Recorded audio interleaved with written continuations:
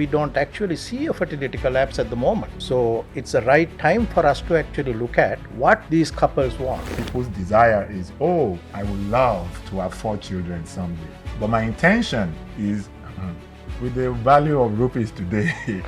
And also, we need to find out who these people are, who is delaying childbearing. That's the millennials and Gen Z. Every parent wants a better life for their offspring. So I want something, and the world is not getting cheaper. Sri Lanka is not getting cheaper. The cost of living from 2021 to now has more than doubled.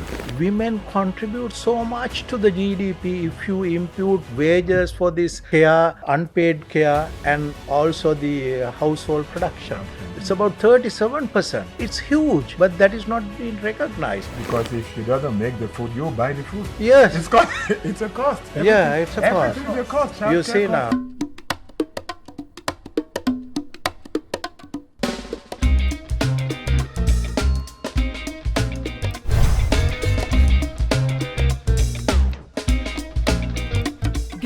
And a very warm welcome to Leaving No One Behind, the special podcast series brought to you by UNFPA Sri Lanka together with NewsFirst. Well, tonight we will be taking a close look at a very quiet but also powerful shift that is happening within Sri Lanka as well as around the world. Why are people choosing to have fewer children? It is a question that goes way beyond statistics. It also extends to topics like hope, the pressures that exist within the society, as well as the freedom to make decisions about our own lives. From the gap that exists between the number of children that people want to have as opposed to the number of children that they actually have, as well as the social and economic barriers that stand in the way of these decisions, we are ready to explore the realities behind the declining childbirth as well as fertility rates in Sri Lanka. Allow me to extend a very warm welcome to our 2 guests this evening who are experts when it comes to this subject. Emeritus Professor Lakshman Dissanayake, Senior Professor in Demography, as well as former Vice-Chancellor of the University of Colombo.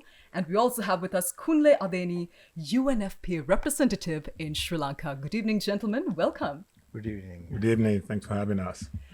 Together, this evening, we will be unpacking what exactly fertility means today, as well as what it will mean to our country in the future when it comes to families, individuals, as well as policies. So let's get started. Gentlemen, let's start off with a big question. I actually have some statistics for you this evening.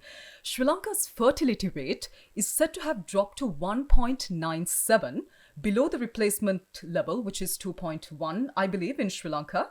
And the annual births have fallen by over 100,000 in less than a decade.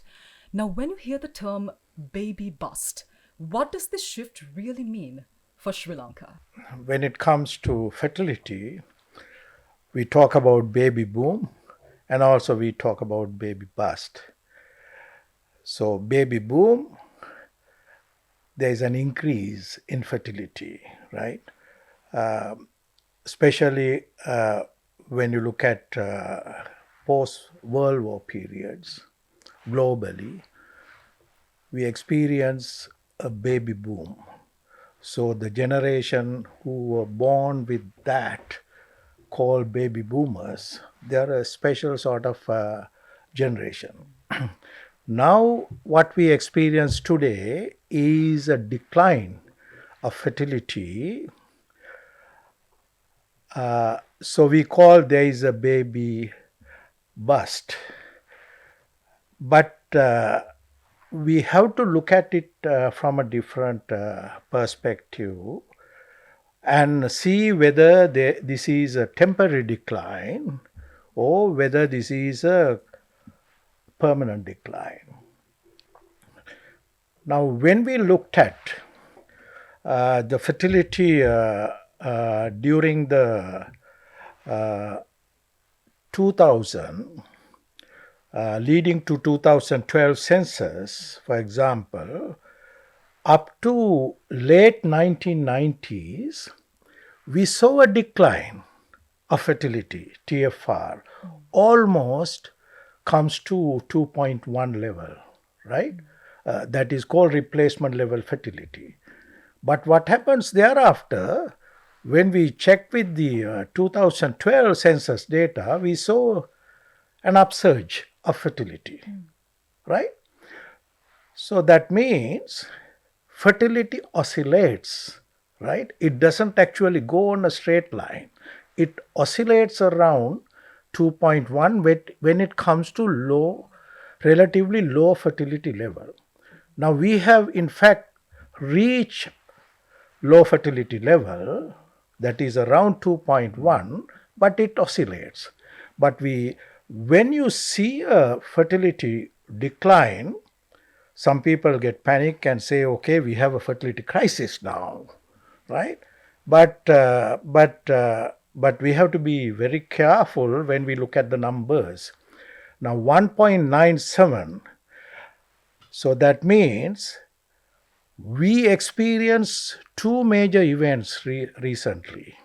That is pandemic, COVID-19 pandemic, and also economic crisis. So when you have events like those, couples adjust their fertility to face challenges created by those events.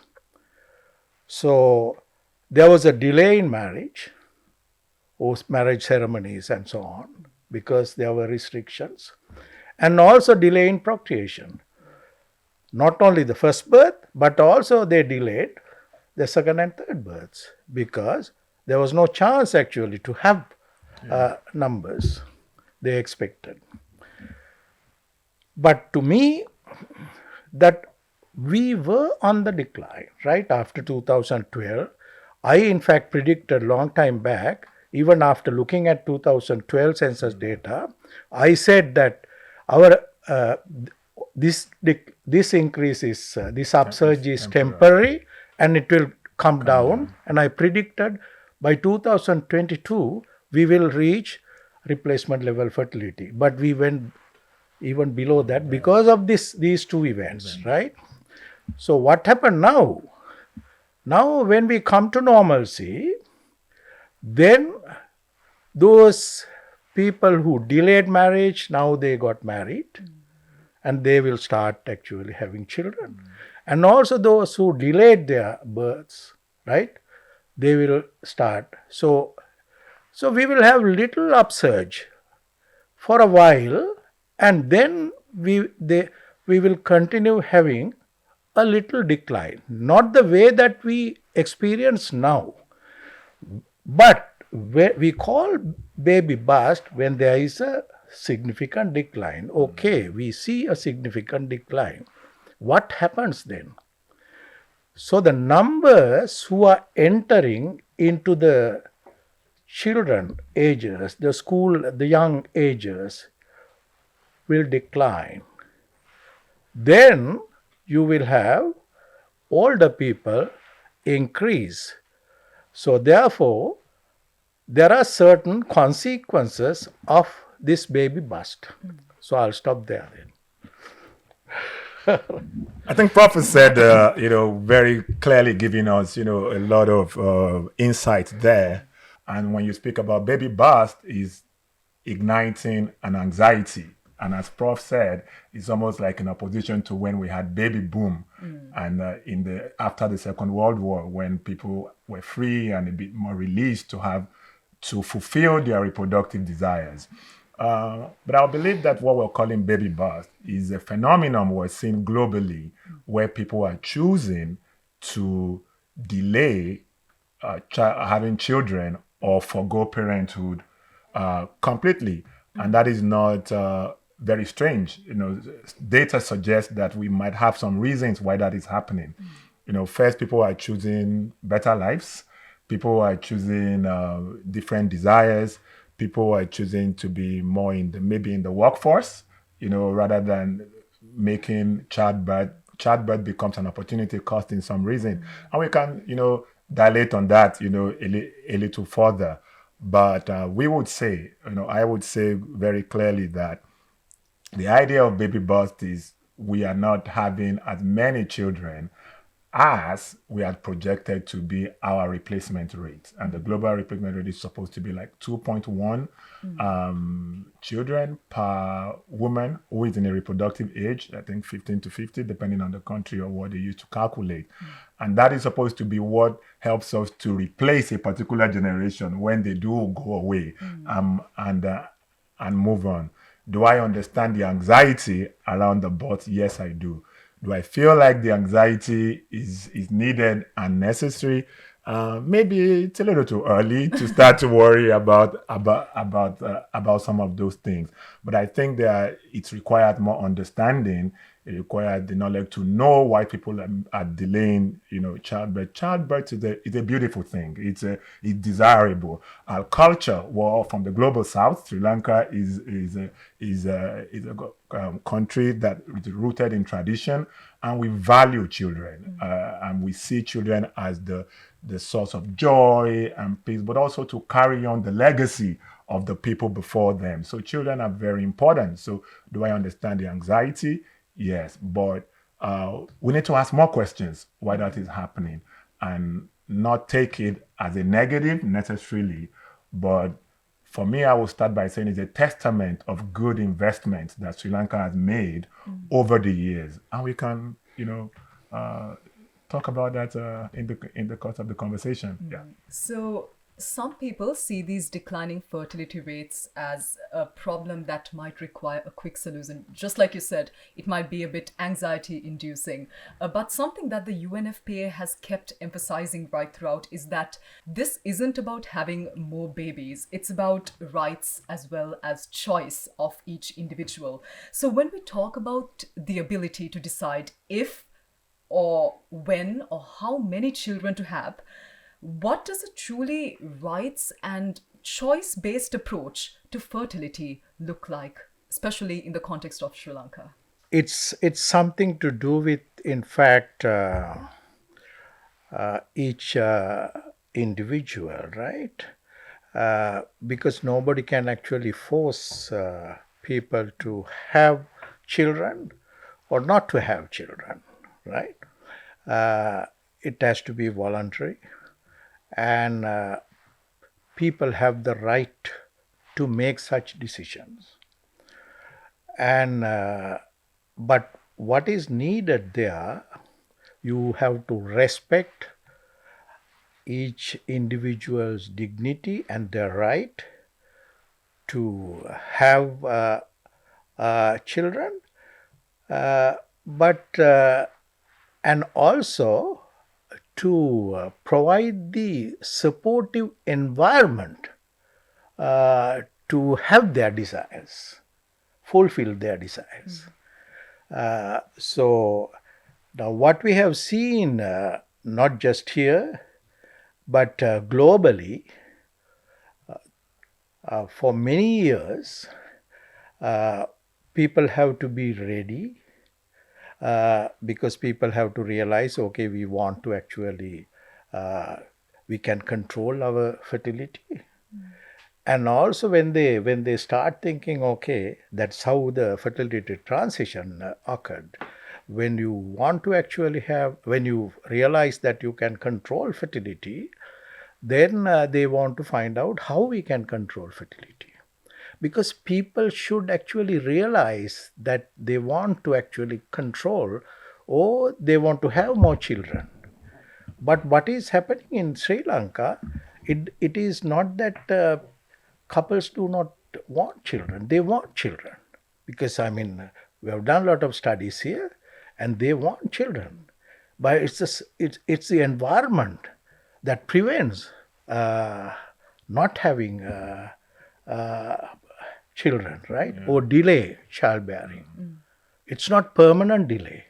So permanent delay will occur if you don't provide the supportive environment. You see? So then it is a fertility collapse, right? But here we don't actually see a fertility collapse at the moment. So it's the right time for us to actually look at what these couples want. And also, most importantly, we need to find out who these people are, who is delaying childbearing at this moment of time. There are two generations come into our mind who are involved in this act. That's the millennials and Gen Z. They are the people who are in the reproductive age span, as Kunle said, that 15 to 49 years of age. Now, the millennials are now at They're turning 44, right? Yeah. Yes. On their way out of the reproductive. Yes, they are there. They are in 5 years' time. They are They are- going they are out. going out Yeah, of the out. reproductive But age. now these Gen Z is entering. They are too. I mean, they cannot be compared with previous generation like ours. So the solutions are with them. They know exactly what they do, and they are very different to all other previous generations. So we need to understand how they behave. There are a lot of dreams, desires, and they look at the world in a different manner, right? And they are globally connected, right? So you see now, so we have to respect their desires. They haven't said that they don't want. I don't think that even if you do a research now. No, we have a study that, Yes. that already, says something like that, and I think, as Prof has rightly said, you mentioned, what does the rights and choice mean? I think the most important thing that we have to set straight is that the body of a woman is not a production factory. That you Yes. turn on and turn off. It has to be by choice. Yes. The beauty of childbirth is when the person desires it. I had spoken about the issues around that, but we've also seen countries that use some kind of effort to control population. And I think that was what Prof was saying. Sometimes it might not be necessary, but we understand that there's a policy angle to this. People worry about what do I have, and it's good to, again, check why countries want their population to be in a particular level, and then we can go on further around that. But around the issue of rights and choices is that people must be supported to decide and to know if, when, and the number of children they want to have. And I sense, and as Prof have said, that many people desire, the world over, desire having children. We conducted a study at UNFPA in 14 countries, talking to 14,000 young people within this age. Most of them want to have children, right? However, I think about 20% feel, or more, if I'm right, feel like they will not have the number of children they want to have for many reasons. So it's important to understand the fact that people's desire is, I would love to have 4 children someday. But my intention is, with the value of rupees today, can I afford 4 children? Yes. I need to send them to university. They need to be in right places. I don't want my kids to go to this kind of school. The world is becoming very competitive. There is a desire that I want for myself. What I might probably not, every parent wants a better life for their offspring. So I want something, and the world is not getting cheaper. Sri Lanka is not getting cheaper. The cost of living from 2021 to now has more than doubled. So we want better life for our people. So that's one. So the desire is also different. The intention is different. Okay, I want 4. I would love to have 4, but I intend to have 2 because my income is this way. But sometimes, even at that, I do not meet that intended fertility for many reasons. And it includes, today I don't have a place to live. I'm getting late into the labor force. The youth unemployment in Sri Lanka is 20%. However, for the general population, it's less than 5%. So that means a lot of the people we expect to be having children are not even in the workforce. So how do you expect them to look after children? And gone are those days where you have children and leave it to grandfather and grandmother, to look after. So, like Professor said, these young people are also seeing the world. They really have the ambition is different. They are not the way that their lives could be shaped and controlled as also completely different. They are talking to people all over the world. They are making friends and connection and sharing ambition and desire. So that's where I think we have an opportunity to actually look at it. What is their desire? And what are they able to achieve? And that's where government can come in. What can we do to help people bridge the gap between the desire and the actual behavior, which is how many kids they actually have? I really like that you touched on the reasons as to why there's a gap existing between the intention as well as the actual outcome that we see. Now, behind all these numbers, declining numbers in the case of Sri Lanka at this moment, there are very real pressures, like you said, income levels, job security, as well as changing gender roles plus family expectations in parts where culture is very much dominated in the countries.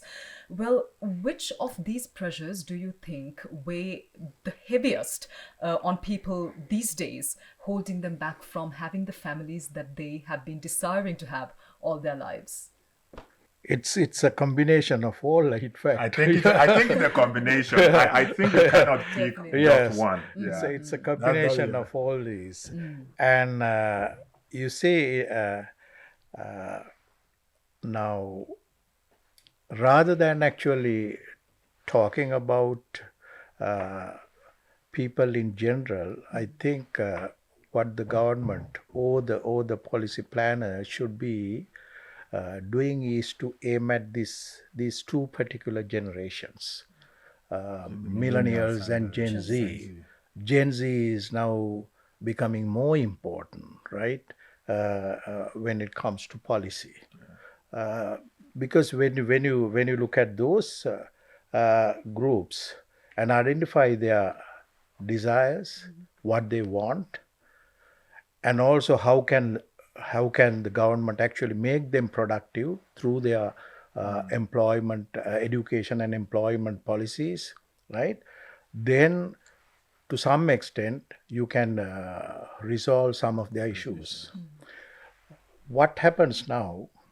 Okay, we need to identify or recognize where the world is heading for, right? As I mentioned to you, these people are globally connected. Yes. They are techno-savvy, and everything is at their fingertips. And they're very smart. They're very smart, smarter than previous generations, because I have seen so many generations coming to our classes, nearly 4 decades, right? And so they're quite different to others. Ask questions. Yes, they ask questions, they challenge you, right? Oh, yes, that's really good. That's really good. So you see now, if you want to actually, because they have a lot of dreams, they want to actually have career, right? It doesn't mean that you have to be in one occupation for the whole life until you retire. It's not like ours. And they want to actually change whenever there is an opportunity, whenever there is a better career path, they will actually change. They even want to be digital nomads. Yes, digital nomads. Yes. So that's also its own implication. Yes, so that they are different, right? So they need to have actually better education. They have to have that skill match for that employment. So the government should actually try to create employment opportunities. Otherwise, what happens? They will find opportunities elsewhere. That is why we are seeing some huge immigration stream from this country. The youth going overseas for better opportunities. Those who are skilled, they leave. So it's very difficult to prevent them going. And then, if you really want to, if you really want to have family or marry and have children, then you have to have a good job. And also they are looking at equal partnership, not like others. So, they value their partners. Yes, partners. And so that has changed now, at least to some extent. So equal. So it's dual income that they are looking at, right? dwell income to sustain a family.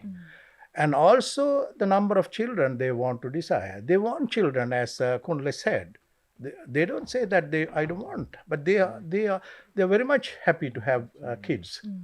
But you need to have good income. And also, what about place to live, housing? That's another issue, right? So, do they find that facility, right? No. So they have some issues, right? Not the way that they want. I mean, and also care for their children.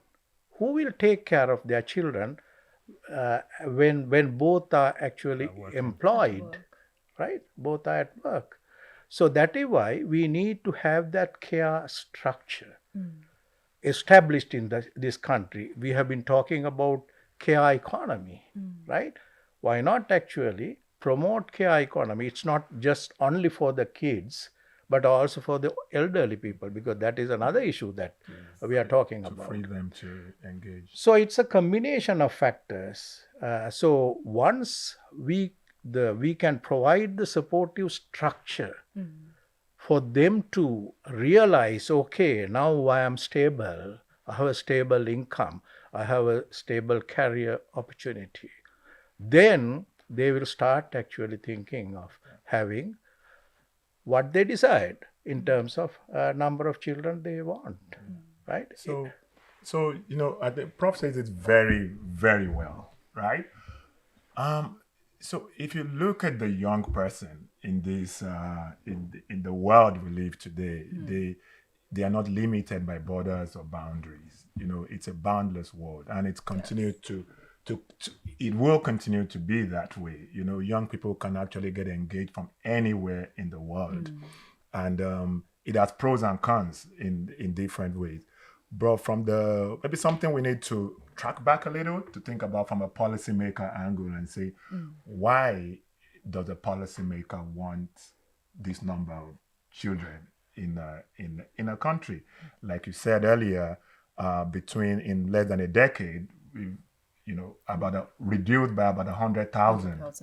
We had less than 230,000 babies last year in Sri Lanka, compared to 350 in, I think, 2001 or 2002. So that is same. However, the demography that we put this childbearing responsibility on are probably not even thinking about this. So there's a disconnect between expectation of policymakers and the things that are bothering this cohort, as I would say. And Prof said it, economic issues. So generally, especially as we suspect that if the economy improves, and Prof said that with the COVID-19 pandemic, with the global decline in birth rate, but also the economic crisis, it was real. And I was in this country at that time. I couldn't imagine, if young people were very challenged. So the economy, a general policy, and I'm happy that that's been looked at, that really intends to lift the economy to be more productive, more engaging, creating more jobs, will be very good. I also cover Maldives, which is a country that has even a lower fertility rate than Sri Lanka, as you speak. It's an upper middle income country. But housing is a significant problem in Mali, for example, if you saw it. And you could understand why young people will say, we don't have the structure to live the way we desire to live. So what will I do? I will emigrate to Australia, to England, to the UK, like we are saying here, to try to make that life that we live. In Colombo, to meet basic needs, you spend about 18,000 rupees in a month. But the average wage is about 28,000. So you have less than 10,000 to save for a child, to send to your mother, to move anyway. So there's a mismatch between expectation and what actually comes into the pocket. The cost of living, housing, water, everything grows month on month. But real wage is in decline. So even for the elderly or for the older people who have jobs, is in decline. And we're not pulling young people into the labor force. So if we are saying people should have kids, we should ask what would help them, to do this. There are issues around gender roles, and I would not, we can go, women spend about 25% of their time in unpaid care work. We don't value it, we don't calculate it. So that same young lady who wants to be a general manager in a company, who has that ambition, because we were not even appreciating her until she got into the labor force. So it's young people are quite confused sometimes, because we told them you need to work for value and all that. We're trying to fight for value, and at the same time there is this pressure to have kids. And what our study has shown, we sat with 60 young people in Colombo here, and they told us all this is an opportunity cost. So what can we do to reduce that opportunity cost? How can people, live their life in dignity, respect, and well, but still meet their reproductive desires? And that's about respect. We're talking about gender equality. We need to normalize men and women doing household chores. Yeah. It should be okay.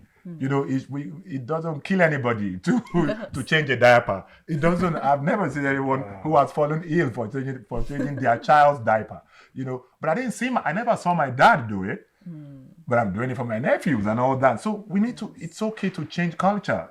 For time and respect and move to that. Finally, I think we also need to significantly look around issues of subfertility. And I think Prof also said it. This demography. There are also people who really want to have kids and are trying and unfortunately are not able to have children. And that's what family planning really means. Family planning is not designed to say, we just give you something to stop you having kids. It's about help you meet your desire at that time. So if you want to have kids, if you want to delay kids, that's family plan, and a country should do that. So looking into assisted reproductive technology, how can it be cheaper and more accessible? I can imagine how someone who is earning 28,000 rupees or 30,000 rupees would even be able to consider IVF or all those kind of technologies that are already readily available. So these are things that have to be looked at holistically. Yes, I really want to add a point to what you said, Kondle, because you see now, if we do not provide the supportive structure, these couples will delay their childbearing. So the delay in childbearing will have a strong link with subfertility. 100%. Right? Subfertility. So if subfertility occurs, then we will have fertility crisis, right? Which is irreversible. So therefore, it's the right time now, right? We know that there is a decline of fertility, but we should not actually see it as a great threat. But what is needed now, we need to actually provide the supportive structure. So in that case, we have to have those facilities, assisted reproductive technologies and all that, right? It's expensive. So there should be there should be some way out. And also, if you permit me to say a few words, what he said about women's labor force participation, it's around 30% at the moment. Now, these are the prime majors, right? And they have so much of desire, and also the Gen Z and all these people, they very much value their partner's employment, right? They respect. They want actually dual income to sustain families, but they can't do it. But women cannot actually get employment because they are prevented. One of the major constraint is that they have to take care of not only just their children, but also their spouses, right? Husbands. Well, Prof, it's also difficult for a single income to support a household. Yes, it's difficult. So husbands, it's logical. Parents-in-laws. Yes. You see, so they have become a caregiver for the whole household. And now we have done a study. In fact, that was for you, UNFPA, yeah. and we looked at the time use survey, and we found that women contribute so much to the GDP if you impute wages for this care, unpaid care, and also the household production. It's about 37%. It's huge, but that is not being recognized. Because if she doesn't make the food, you buy the food. Yes. It's a cost. Yeah, it's a cost. Everything is a cost. You Childcare see cost now, is a cost. so that is why it's very important for the policy makers to provide that supportive infrastructure here, right?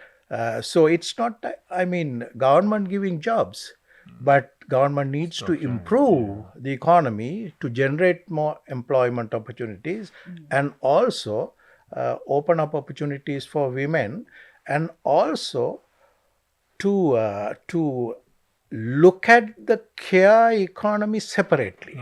That is very much needed at the moment, right? Care economy, because it's a different area. It can contribute a lot to the economic growth in this country. And professionalize it. Yeah, professionalize. Properly. Professional. Yes, It's not just caregiving, but professional. Yeah, I think this is there's also another part to it that, again, like we've said, young people they're not limited, and we cannot take away global context and events and shapes that also form. And our study also showed that young people care about the climate. In my office, I've had young people telling me that I'm not sure I want to have kids in this world where we are destroying at such an alarming rate and nobody seems to care.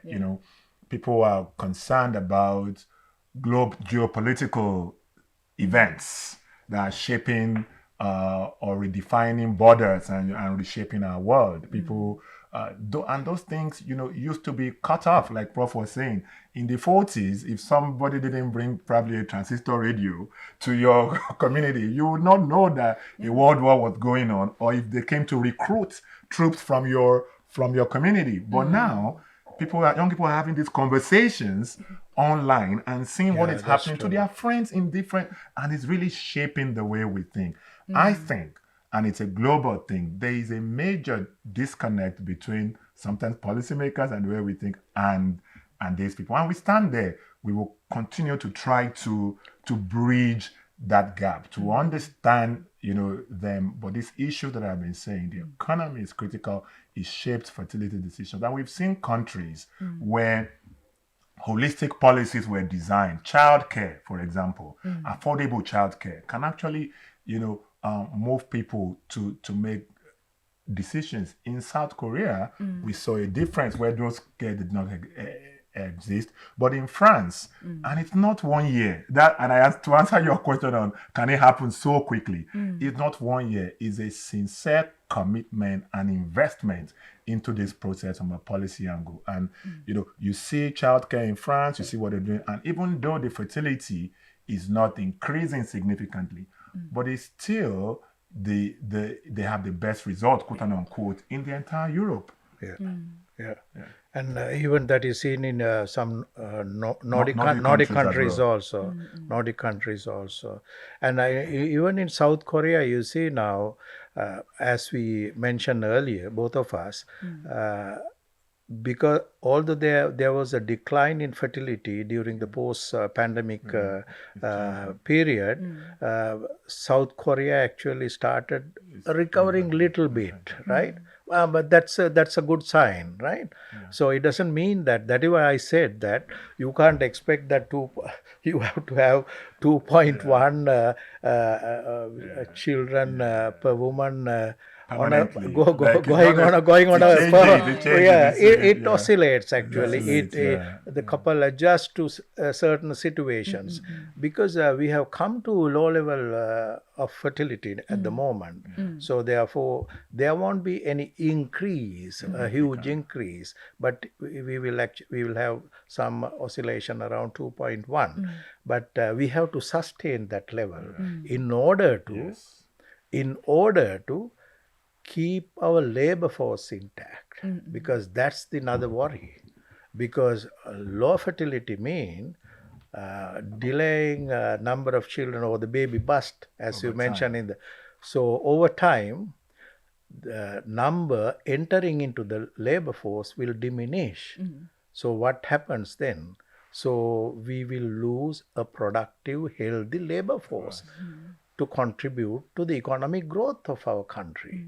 So once that happens, I mean, then you need to bring either immigrant labor or as Well, Prof, is that not, my question is that, is that not an early adjustment? Because like I just spoke about 20% of young people being out of work. yes, So the question is, what are the immediate needs that we need to actually focus on? If we're thinking of continue to supply, for the want of another word, but how are we supporting the young people of today to meet their fullest Yes, potential? yes. I think I will believe that is significant. But Yes. and if we do that, maybe their fertility decisions would, like we have both articulated, Yeah. would change.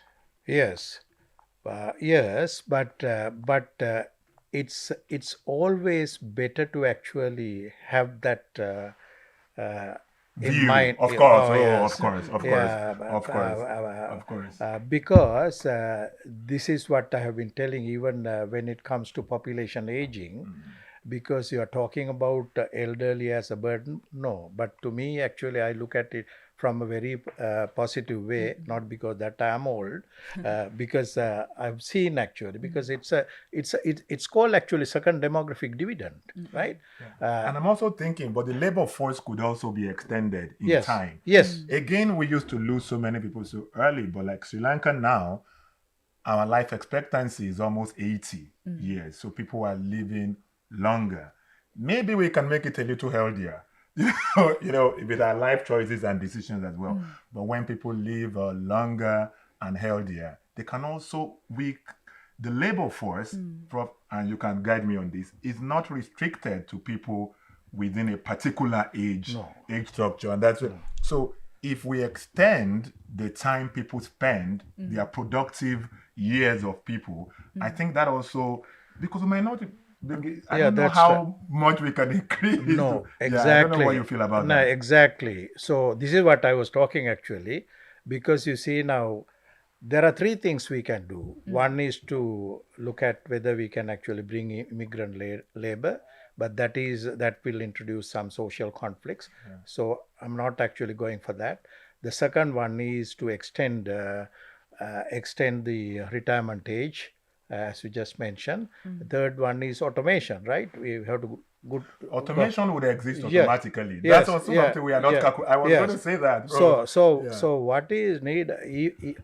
You see now, there is no issue actually for extending the retirement age, but that has to be voluntary in this context, Of right? course, of course. And also there should be some screening, because they have to be healthy and also productive. Those who will be whose retirement age is extended, right? So then they can remain in the labor force I for feel some like years. 60 is early. I feel like the world we are in today, Yes. 60 feels to me like, Yeah. So for example, in the military, they retire a person who has just become, who is just hitting general rank. That's when all the investment that has been made in this person, Yeah. they have aggregated it, you've commanded battles, you need some time. And I also suspect, and I might be wrong, that the retirement age was designed based on life expectancy. Yes, yes. And the need to have more to accommodate more people coming down the line. Yes. So I think as a people, generally, we need to rethink decisions we made based on a particular population structure. Yes. And I think that's what I'm saying. I'm not defining a particular action, but to rethink the decisions that were made based on a particular population structure and to look at it, okay, what are we seeing now? We're seeing more healthy adults, and we are seeing also, of course, lower fertility. And how can we keep people engaged? There is. I completely agree with you. There is an advantage also of extending the retirement age. Which is by choice. By choice. Exactly. Yes, by choice, as I mentioned to you earlier, by choice, because when you look at, I mean, we looked at with the HIS, household income and expenditure data, we looked at the income and consumption curves, and the difference is taken as a cycle deficit. So when you look at the consumption and income of the older ages, so there is a gap. There is a clear gap, like the younger ages. There is a huge gap. So that this gap is now being filled by the people who are in the labor force ages, because from their income, right, their surplus, right. So what happens if you extend the retirement age? Then this deficit becomes smaller. So that, because you see now there is, I mean, when it comes to non-communicable diseases, there is a huge cost you need to bear on health cost. So that can be reduced by extending retirement ages, because they're and more increase active as well. more active. More They active, right. have money in their pocket, right? So that is another. So that will reduce the burden on the government as well as on the family. So that's another aspect that we can think of. So it's there is no, you cannot actually separate out children, the labor force, and older. 100%. You need to have a life cycle approach 100%. from birth to the day, right? So that is what From cradle to grave. yes. It's all interconnected. Yes, Yeah, they are interconnected. So if you do that, then we will have a very successful future. Yes. Well, we talked a lot about the two generations that we must heavily focus on, millennials as well as Gen Z. And Professor, you pointed out that Gen Z is particularly probably the most important generation when it comes to fertility rates. Well, when we talk to young people, usually, many of them say that they're quite uncertain when it comes to jobs, stability, or maybe even the environment when it comes to climate change as far as that is concerned. Now, all of these are basically types of anxieties that are surrounding the topic of fertility.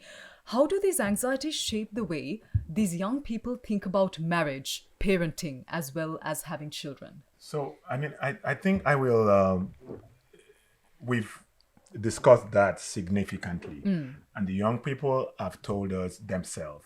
And it's so interesting to see that we see, the same results and the same outcome across countries in different continents of the world, including in Sri Lanka. I told you we spoke to 14,000 young people.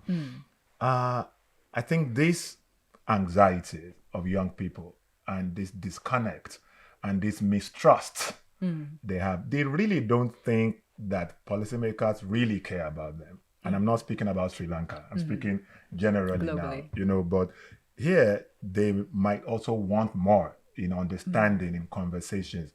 And it's very clear that they have told us that it affects their behavior. It's very clear, meaning that yes, like I said earlier, I want to have 4 children, but I'm not going to be able to have 4 children, and I'm not doing this. I want 3, but in the end, I'm going to have 1.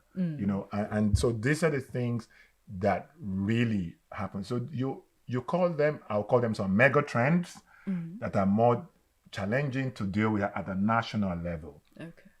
But there are some things, and Prof mentioned right skills and education that I think is very significant. Sometimes young people can feel a little bit lost with the pace of change and development happening and the way some countries are catching up and extending their knowledge and ability. So how equipped is the Sri Lankan young person for the job of the present, not to talk of the job of the future, is very key. What kind of curriculum is existing? Because also it's important that the job for the Sri Lankan young person is not only within the borders of this country. Yeah. So that's an opportunity that is very clear. Many young people are working at night who their employer is in the UK or in the US. If you're techie, if you're in a field, you can actually earn. And when they earn this, they're bringing foreign exchange back to the country. So it's meeting the country's desires and needs and economic growth. But it also helps the young people to to meet their potential, but also express their desires. So how do we strengthen our STEM? What are we doing in STEM? What are we doing in knowledge? As artificial intelligence that everybody's talking about, how can we bridge that to move that in education? But also I think we spoke a lot about the economy in general, but knowledge also develops an economy. So these issues are not mutually exclusive. Right? There's a connection between everything, and holistic policy that really starts from the perspective of the human being, the young people. What do we desire for young Sri Lankans, and how do we want to see them? How do we want them to contribute to Sri Lanka, but also the global stage as well? And I think once we begin to ask those questions, the ideas of what they need begins to come through. Of course, in conversation with them, and I think that's very key.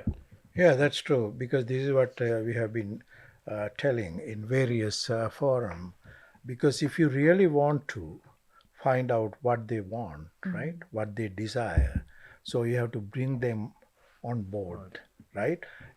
All the policies related to them have to be youth-centric, right? And then only we can find solutions, because they have questions and also they have answers also, because they know they have answers. They are globally connected, and as Kunle said, now 40-50 years ago, people are not, I mean, at their youth age or young age, they were not aware of what was happening in the world, right?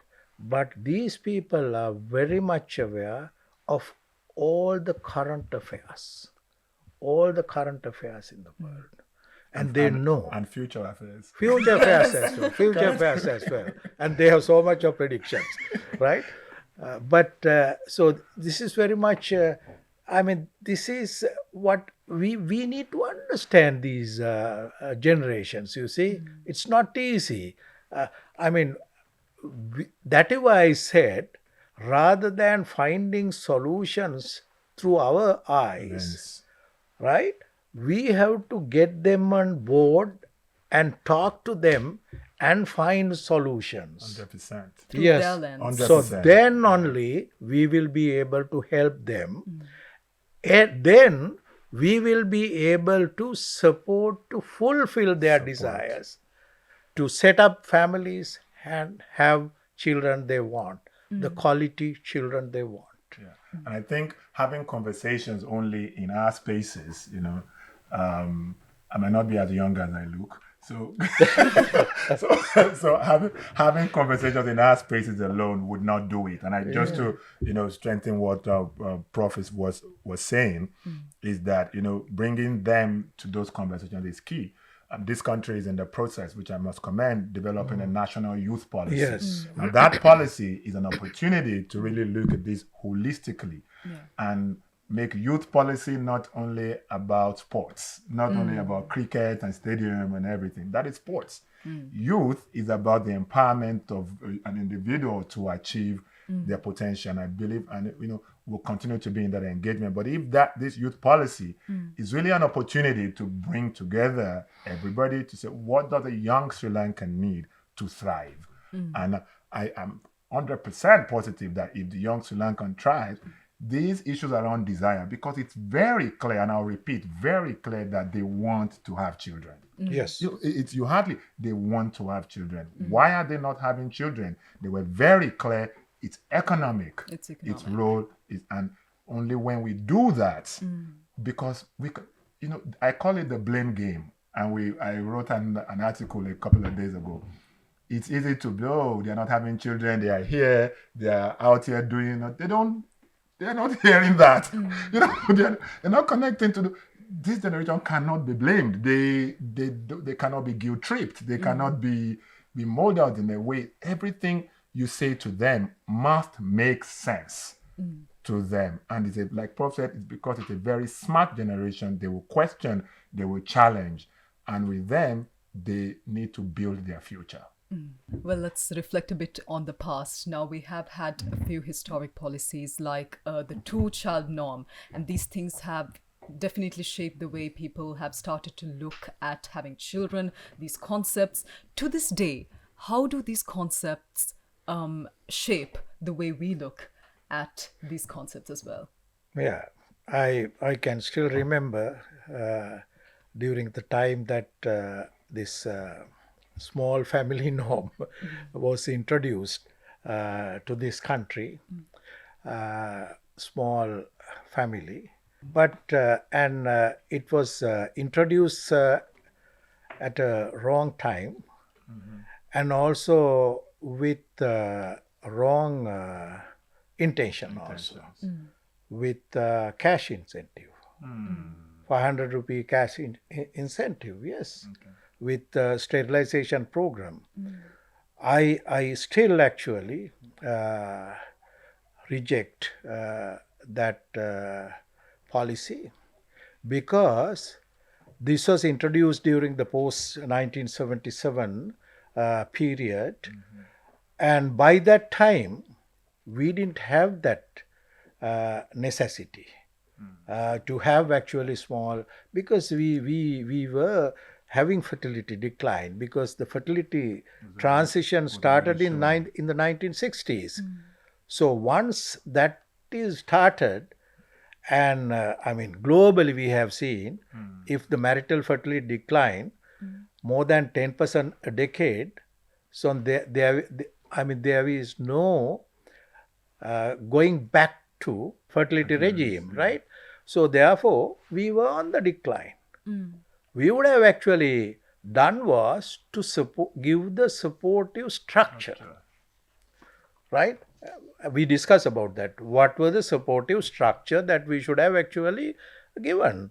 So if the people found out that their fertility can be controlled, and now it is the time for us to actually have children, so we should have actually given the supportive structure. Instead, we started actually controlling fertility. So I mean, cash incentives even to increase family. Now, for example, Singapore and some other countries, it doesn't work. It doesn't work because having number of children is something to do with your desires, the attitudes, and so on, right? Because we talk about fertility norm.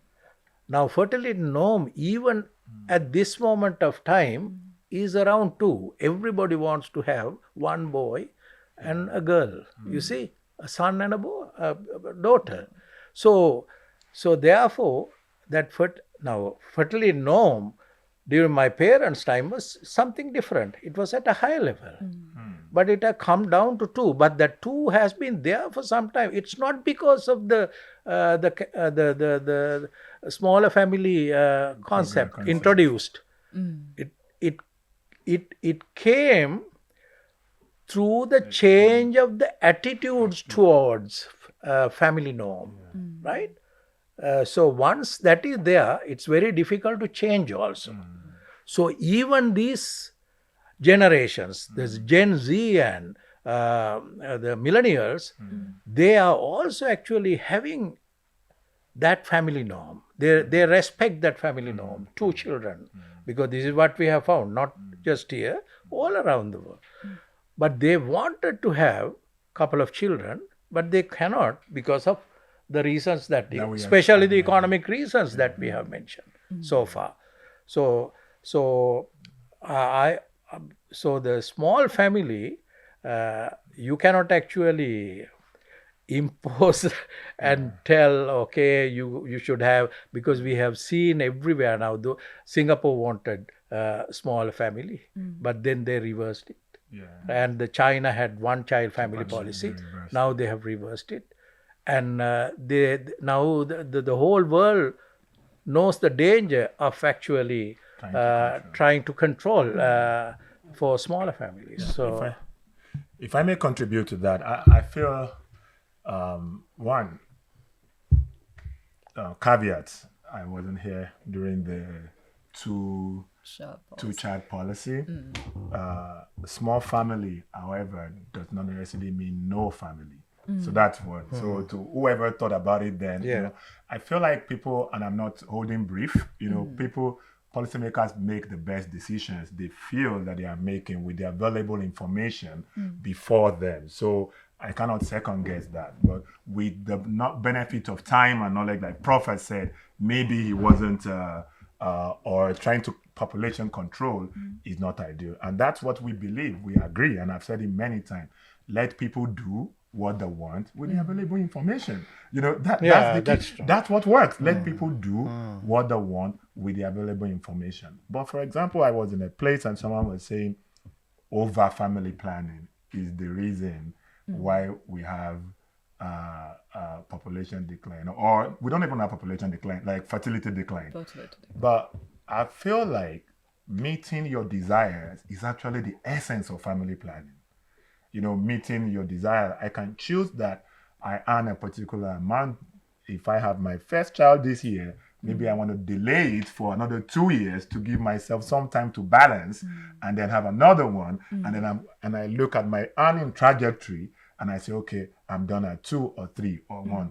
That is the essence of family planning, indeed. It's not population control, which has been confused multiple times. That's not it. True. The idea of family, even like I was saying, assisted reproductive technology is family planning. It's actually to support people to have the kids they want. So I would say, however, and I must say very clearly, we do not believe in inducement.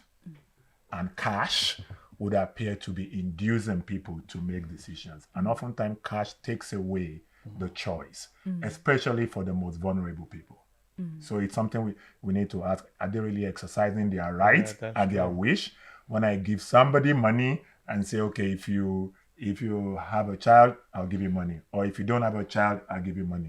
To support it. That's an ethical dilemma there that needs to, and on that I agree with Prof. And we have not seen cash incentive, direct cash incentive really work, because it doesn't connect to the mind of the person in that way. Instead, create structural, and I'll repeat, structures that support them in a holistic way. In one way, it's cheaper, it's more sustainable, and it covers the most people and addresses the real issue. So we don't go with cash. So before we wrap up this episode for tonight, for anyone who is watching us tonight, whether it is a couple who is indecisive on whether they should have children or not, or if it's a parent who is wondering what all of this basically means for their child's future, what message of hope or action would you like to leave them with tonight? Prof, go for it. Yeah. You mean hope? Yes. Yes. We have to have hope, right? Hope for the best. And I'm always positive when it comes to all these demographic phenomena. And we need to, as I mentioned to you, the hope is with these two generations. Millennials now at the end of this thing, but Gen Z, right? So we need to, we have to have, structures, supportive structures ready for them. And we have to show that, okay, we are very much obliged to provide such structures for you to set up families and have children as you desire. But also, we need to actually look at the whole thing from the life cycle approach. Because you cannot actually isolate things and provide ad hoc solutions. So, as Kunle mentioned, that we are not actually seeing things in isolation. We are connected. to other outside Sri Lanka, and we see this sort of trend everywhere, right? It's not, I mean, we are not in isolation. So we can actually bring a lot of good practices from other countries. So that is something that we need to do. So if we are lagging behind in certain aspects, so we need to look at good practices elsewhere. I mean, there are plenty of examples that you can draw from. So bring them down here and adjust to our context and support our youth. Then, I mean, we can think of a better future. I think it's a good question. However, I see hope as individual. I see values as national. We can carry values as national. And in the conversation we're having, it's important to highlight that there are many technical, aspects to that. But what I would say is that I believe, and I've lived in Sri Lanka for 3.5 years, on a trajectory of possible growth. And that is where I have hope. I'm speaking about I have hope. And this country would go on a path to growth because every Sri Lanka that I see loves Sri Lanka. This is, and I've lived in multiple countries, the desire to see this country thrive is unique. And that's something that is great. And that I think can propel good conversations. So I'm happy that we have access to people who are talking about it. I see signs. I'm a man of faith, but when I'm working, I keep that aside. But I'm seeing signs. Government is having the conversations. We have more spaces to talk about fertility issues. Hitherto things that weren't being said, like gender equality, has come up to the top rung. We're looking at the care economy. So many of the paths that we said here that we need to be looked at have started being looked at in one way or the other. Can that process be accelerated? Yes. Will it happen? I'm trusting. But I have honest hope and belief that Sri Lanka will take over its own demographic issues, which, depending on who you're talking to, sees as a challenge or an opportunity, but to actually look at it and fundamentally help every Sri Lankan person, young or old, to determine if, when, and the number of children they would have. Because in no population will everybody have children. In no population will everybody have children. And we cannot insist that people have to. However, there are thousands and millions of Sri Lankans who want to have children and are unable to have children for one reason or the other. If we begin to address the real reasons why they are not having children, that is our hope of our desired Sri Lanka. And I'm sure that will happen.